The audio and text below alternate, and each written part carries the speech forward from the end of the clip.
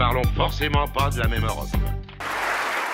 Nous sommes de retour à Bruxelles avec Jo Leinen, Marek Jurek et Katianin Landaburu. Contrairement à ce que beaucoup prévoyaient en début d'année, le Front National est loin, très loin des 30% des voix qu'il espérait atteindre au premier tour de cette présidentielle. Pire pour lui, il a été devancé par un candidat social-libéral fermement pro-européen. Donc a priori, pour les europhiles et les eurobéats, tout va pour le mieux dans la meilleure des Europes.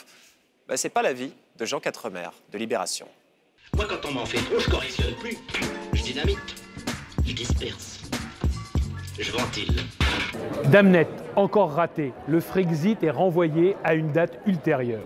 Bon, certes, la candidate europhobe d'extrême droite, Marine Le Pen, s'est qualifiée pour le second tour. Mais avec ses 21% et son isolement sur la scène politique française, elle n'a aucune chance d'être élue présidente de la République le 7 mai et encore moins d'obtenir une majorité à l'Assemblée nationale.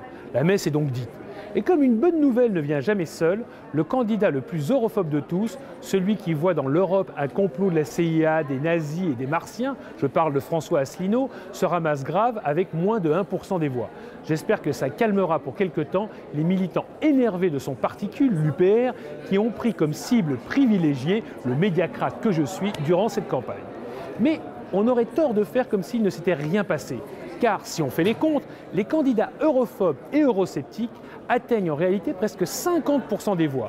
On peut se consoler en constatant qu'on est 5 points en dessous du non au référendum de 2005 sur le traité constitutionnel européen, mais ce n'est quand même pas brillant.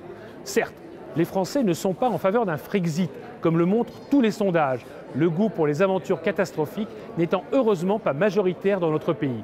C'est pourquoi Jean-Luc Mélenchon, le candidat de la France insoumise, a fait un virage sur l'aile dans la dernière ligne droite de sa campagne en expliquant qu'on l'avait mal compris, qu'il n'était pas en réalité en faveur d'une sortie de l'Union européenne ou d'une adhésion à l'alliance bolivarienne.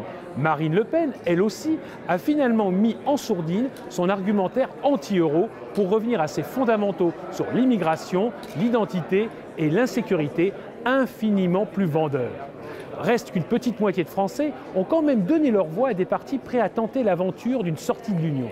C'est inquiétant, car cela veut dire que leur insatisfaction à l'égard de la politique française est telle qu'ils sont prêts à enterrer au passage 70 ans de construction communautaire. C'est un sacré signal d'alarme. Réformer l'Europe sans réformer la France ne servira à rien puisqu'elle n'est pas au centre des préoccupations des Français. L'Europe, au fond, n'est que la victime collatérale des colères françaises.